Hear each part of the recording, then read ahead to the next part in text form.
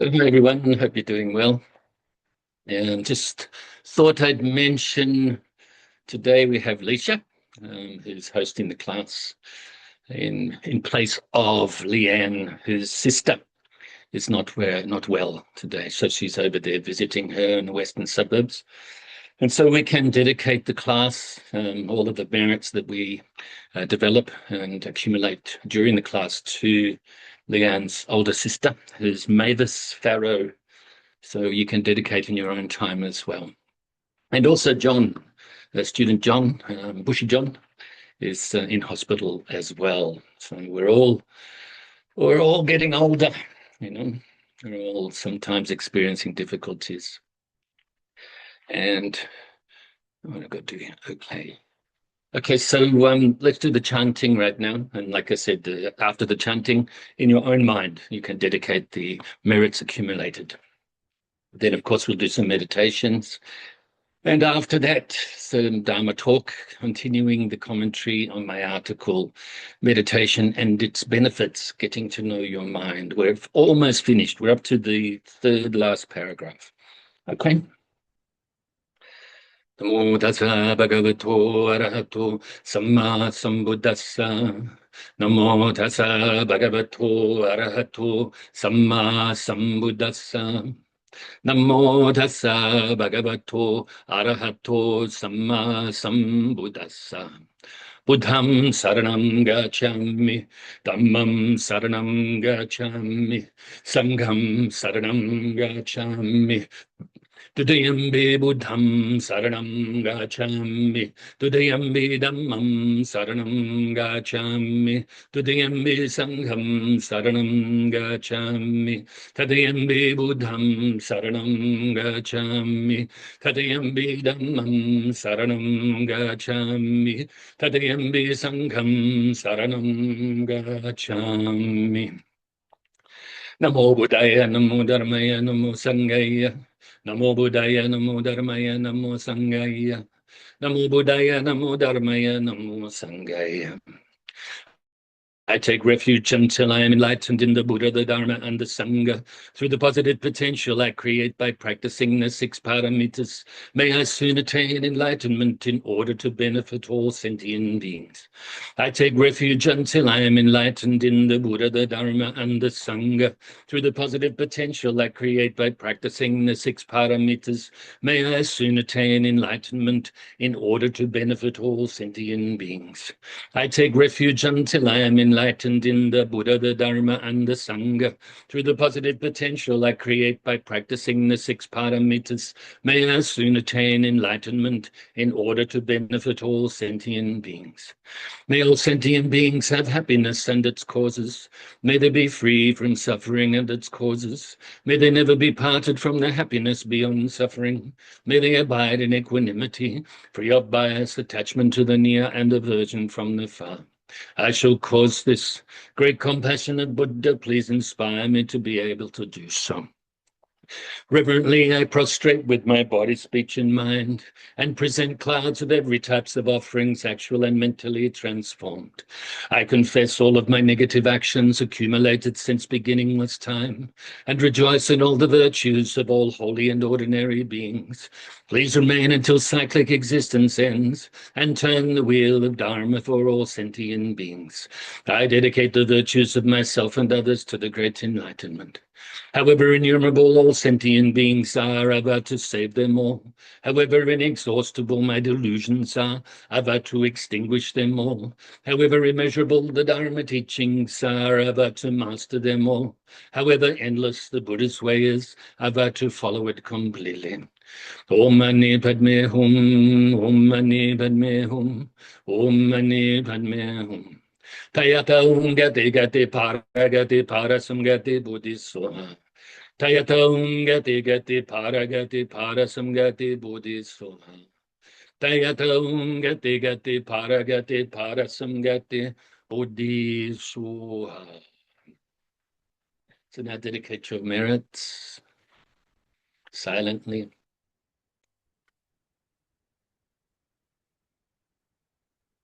And just before we go into the meditations, I'll just address a question very briefly that I got from text message before class.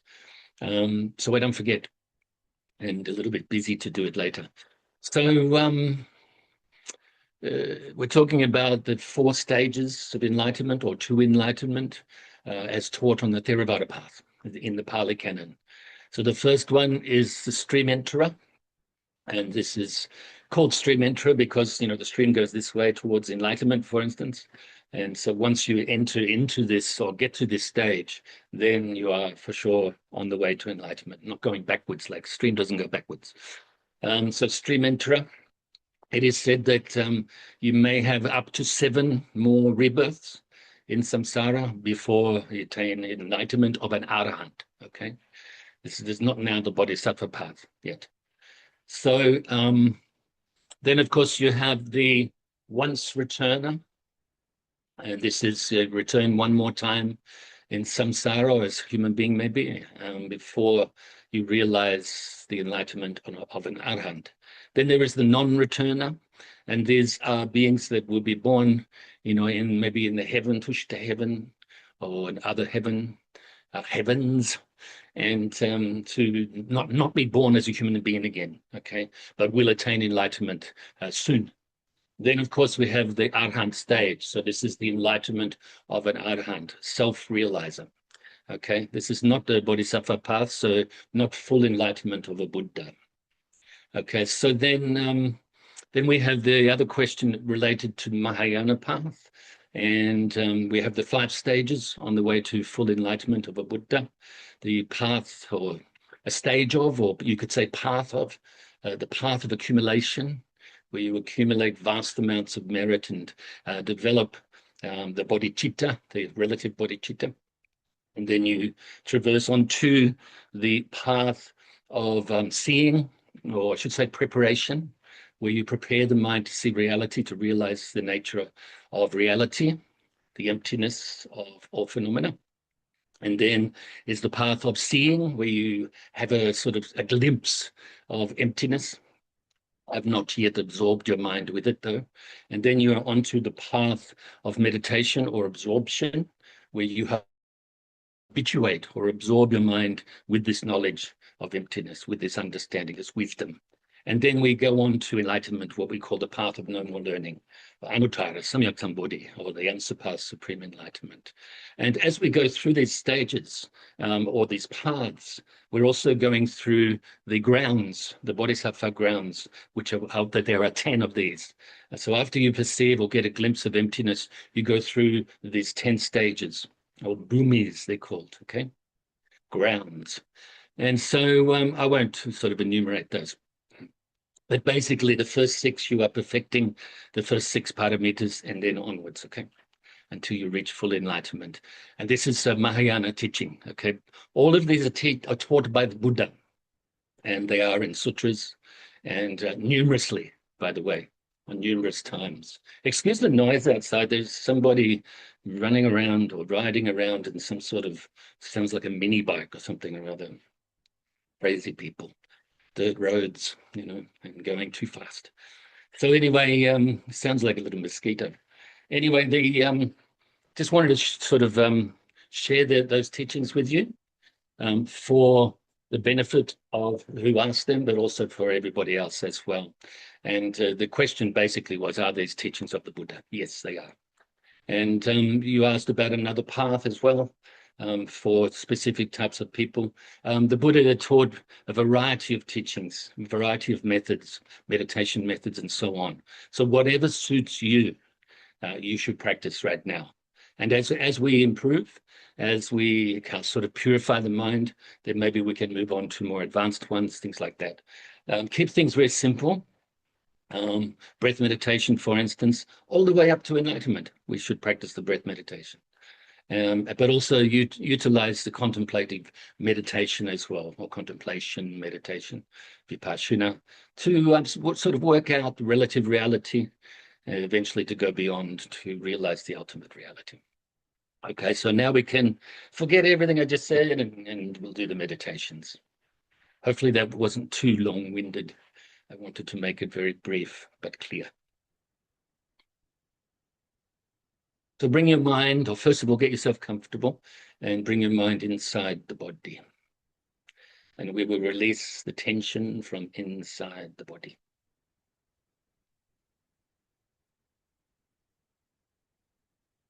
So bring your focus initially to the bottom of your body. From all around your feet, release the tension.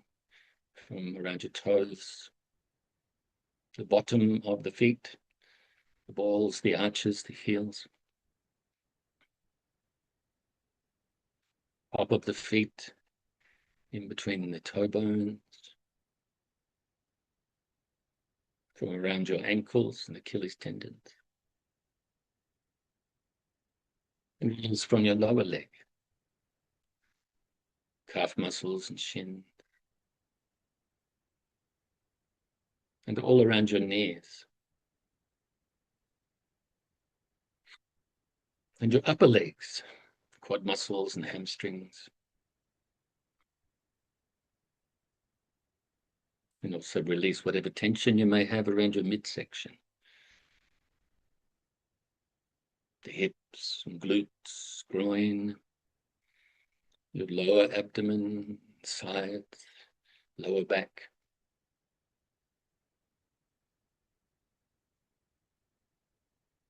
Further up your abdomen and your sides into the center of your back.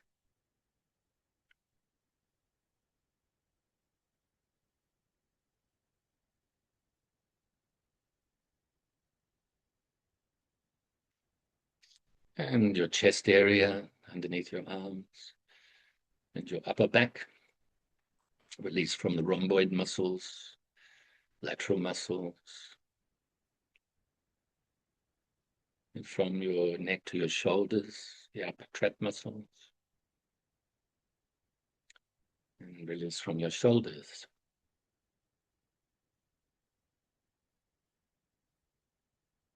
And from your arms, the biceps and triceps, and your elbows, forearms, wrists, hands, fingers, and thumbs.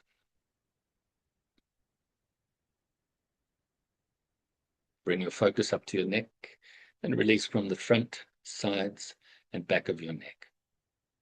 Just a reminder to try to keep your body still. Don't be fidgety, especially in these shorter meditations. We have the opportunity to not give in to things like itches and whatnot.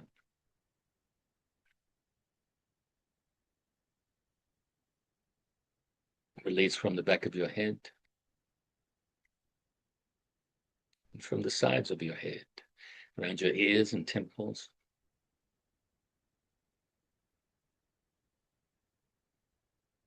And from all around your face. Make sure you're not clenching your jaw or frowning. So release whatever tension you may have in your cheeks, cheekbones, chin, mouth. Nice relaxed mouth, lips gently touching.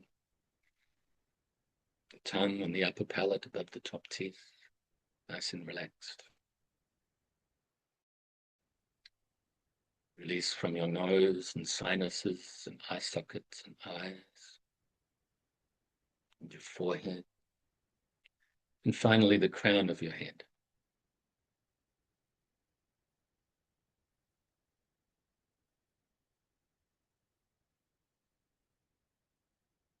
Now briefly scan your body from the bottom to the top again to see if there's any leftover tension. And if there is, and you can release it, then do so.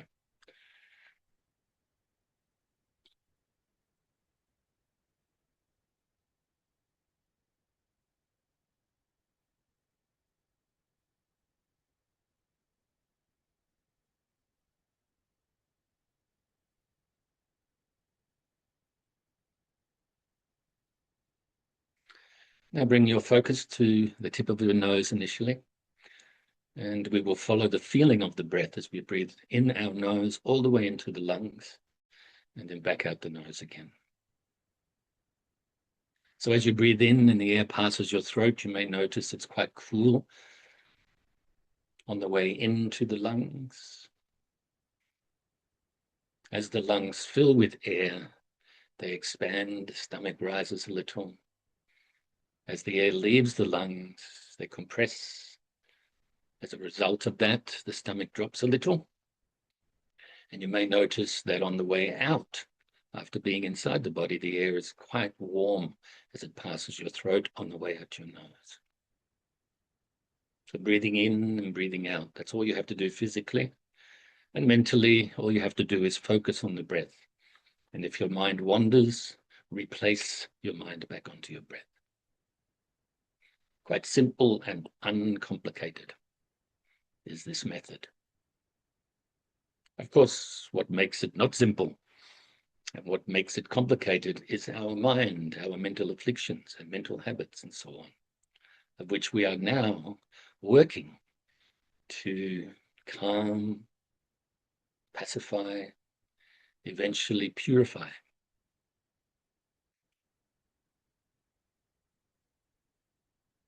Don't try too hard, don't try too little.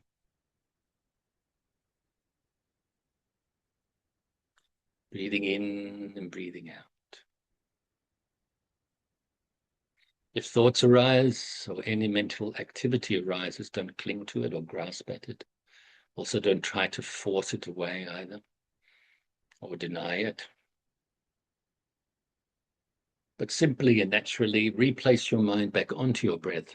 And as you do so, let go of these thoughts or activities. And if your mind starts to become dull or sleepy, then wake it up a little bit by refocusing on your breath more brightly. And you can also add the extra technique of counting the breaths from 1 up to 10. Not past 10 though, because we don't want the counting to become the focus. And if you get distracted on the way towards 10, go back to 1 at that time. Breathing in, breathing out.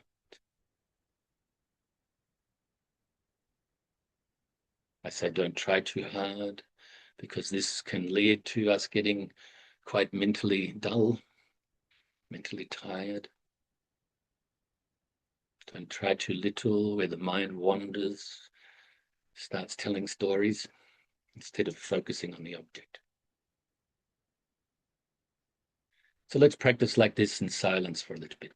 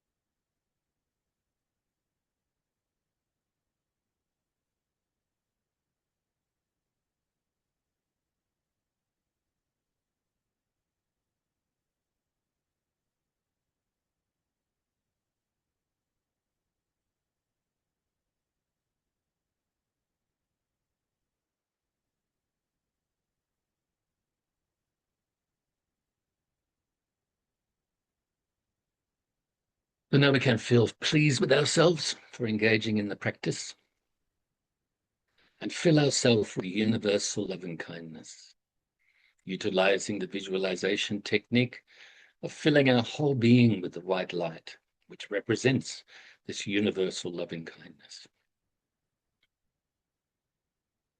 And also bring to mind that universal loving kindness, or metta, or maitri, is not separate from universal compassion, karuna, universal joy, or empathetic joy, mudita, and is based on upekkha, or upeksha, equanimity.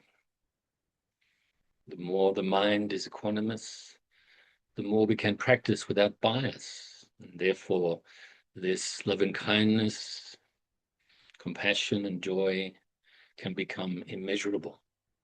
That's why they are also known as the four immeasurables. The Pali and Sanskrit words used is Brahma Vihara. Vihara in this sense is a mental abode. Brahma means very high. So the sublime mental abodes. Of course, the word Vihara can also mean temple or home, physical abode as well. To fill yourself with so much universal love and kindness.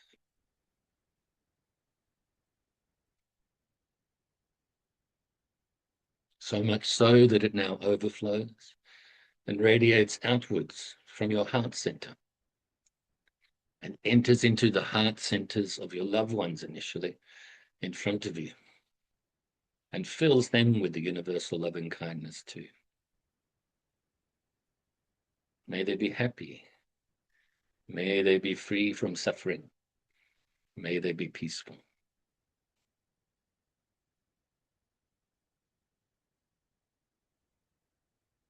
And now also include strangers and do likewise.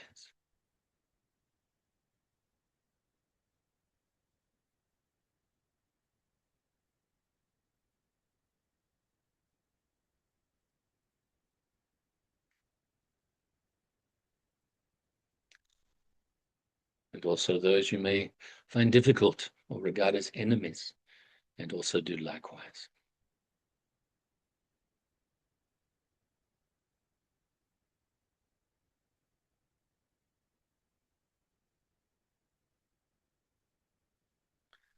And now we can extend or radiate this love and kindness out further and further distance-wise to all sentient beings, without exception. Initially around your immediate area, all the sentient beings that live in the waters, on the land, even under the land, fly through the air, whether born from wombs, eggs, moisture, or through transformation, whether you know about them or not, whether you have an affinity towards them or not, or are indifferent, or even fear, or don't like them for whatever reason. We're now trying to give up, working to give up our biases.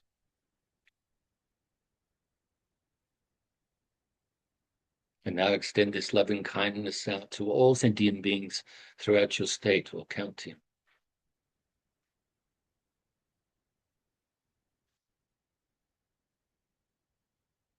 And all of the states and counties throughout your country.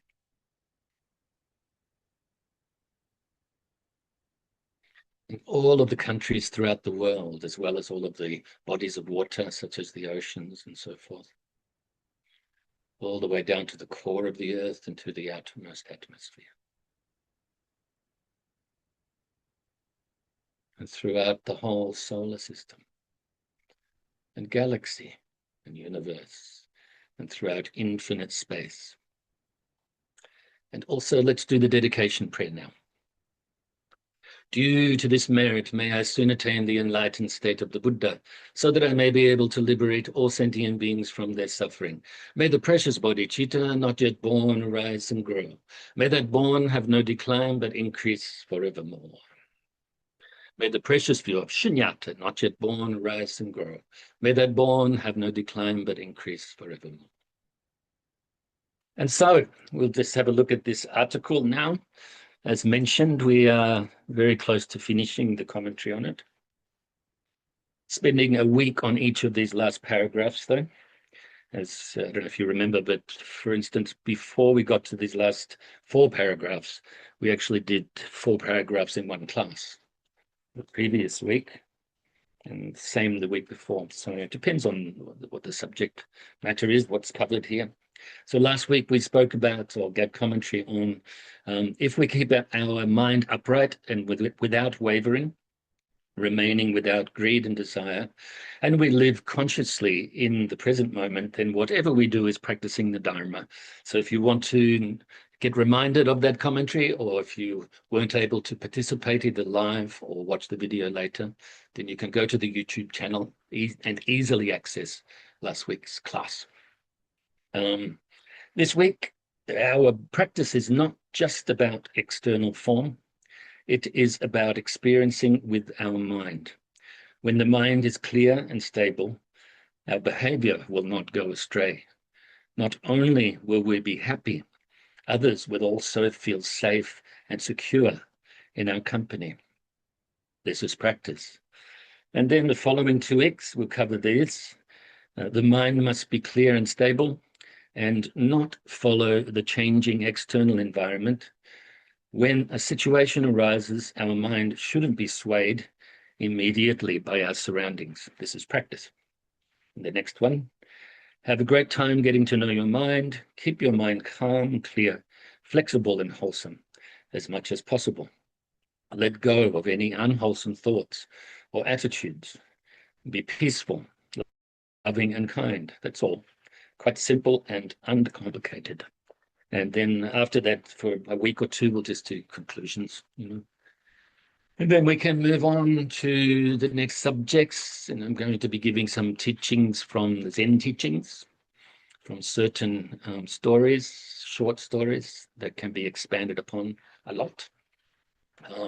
But I'm thinking also it's Vesak coming up, so maybe we have a class or 2 related to that. And if there's any questions that have come in over time, then I will address them. But I've actually been answering a lot of these questions during these classes on the commentary of this meditation article. Okay, so practical article, practical practice, but also theory as well included. Yeah, so it's not just about, our practice is not just about external form. So it's not just about sitting there looking like a great meditator or bowing all nice and symmetrical. Not just about chanting well. It's not just about all of this extra stuff. Yes, this other stuff helps. So what we do physically, what we do verbally helps to train our mind if we are consistent, practicing constantly and accurately. And if we let go of ego and so forth, I think that's what last week was a lot about. If keep the mind upright without wavering, remaining without greed and desire, in other words, without the ego involved, without wanting something, without wanting to be praised or blamed, even avoiding being blamed. And we live consciously in the present moment, then whatever we do is practicing Dharma. So our practice is not just about this external form. And more importantly, our intention is of utmost importance.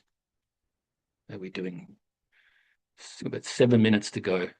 So I know it's a short time towards the end of the class, but remember I spoke up front as well about the different stages towards enlightenment and the paths towards enlightenment and the bhumis, grounds, before we can become a fully enlightened Buddha. And so it's kind of covered. This is kind of including that teaching as well. And that's why I spoke about it during this class.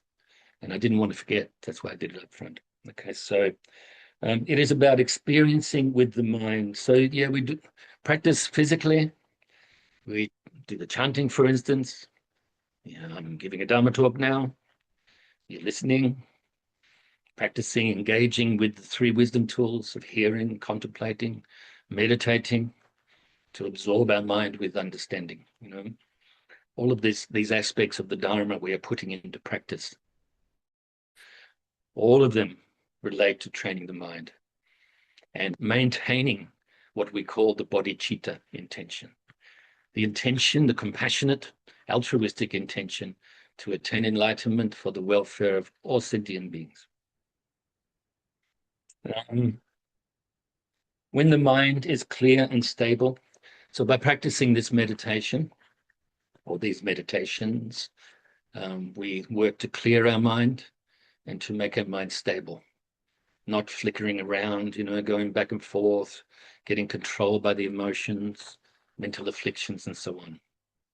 So keeping it clear and stable. When the mind is clear and stable, then we're much easier for us to maintain a wholesome state of mind. And our behavior, mentally, first of all, and then physically and verbally, our behavior will not go astray. And therefore, we will be avoiding causing negative conditions, negative karma for ourselves that will ripen into the future. Or even if we're always working to purify the negative karma, we have to work less, isn't it, if we don't create it in the first place?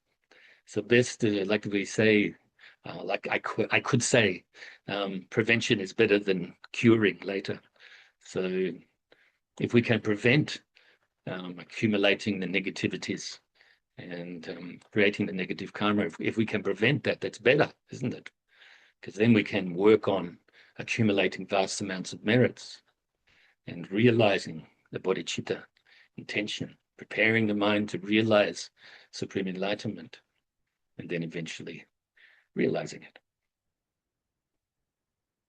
So not only will we be happy, so it's not only related to relative happiness in relation to our cyclic existence right now, and maybe into the future, we will realize good conditions such as happiness. Really, happiness is kind of the relief from suffering, isn't it, within samsara? Then others will also feel safe and secure in our company. In the Metta Sutta, the Buddha says, may all sentient beings be happy. May they live in safety and joy. So all living beings, without exception now, we really want them to be happy, realize the relative happiness, eventually the happiness beyond suffering, and to feel safe and secure. So if we keep this calm, stable mind and virtuous mind that will flow on to our physical actions and our verbal actions, then we will help others feel safe and secure. So they'll feel safe and secure in our company. And whether that's sort of like person to person, face to face, or whether that's through the internet right now, for instance, the computer, utilizing the computer, or whether that's writing to each other by emails or whatever, then actually this vibe will be shared where the beings can feel safe and secure because we're harmless. We are not going to hurt them. We are non-violent because we are practicing universal loving kindness, universal compassion, universal empathetic joy, and universal equanimity. The more we do this, the more consistent our practice is, the quicker we realize the result of the path, isn't it? Ask, how long does it take to realize enlightenment? Why aren't I advancing quicker? Stop asking these questions, just practice. But if you have questions related to how to practice, then you should ask them. Or you can answer yourself even. Don't kid yourself. But look in your mind. Once again, on a relative level, realize what it is we need to abandon, the mental afflictions, for instance. Decrease, then abandon. And what it is that we can perfect, the increase and perfect, good qualities, the bodhicitta, and so on. Okay, so Release the mind from the ignorance, attachment, and aversion, and all of the other mental afflictions that arise from these three poisons, and work to develop enlightened qualities on the way towards enlightenment. So I know we've got 1 minute to go. Hope you've enjoyed today's class, and I look forward to seeing you next week. Make sure that you practice well. First of all, study well, practice well, and share the Dharma well. I rejoice in your meritorious goodness, as always. Our practice is not just about external form. It is about experiencing with the mind. When the mind is clear and stable, our behavior will not go astray. Not only will we be happy, others will also feel safe and secure in our company. This is practice. This is Dharma practice. Namo Buddhaya, Namo Dharmaya, Namo Sanghaya. Namo Buddhaya, Namo Dharmaya, Namo Sanghaya. Namo Buddhaya, Namo Dharmaya, Namo Sanghaya.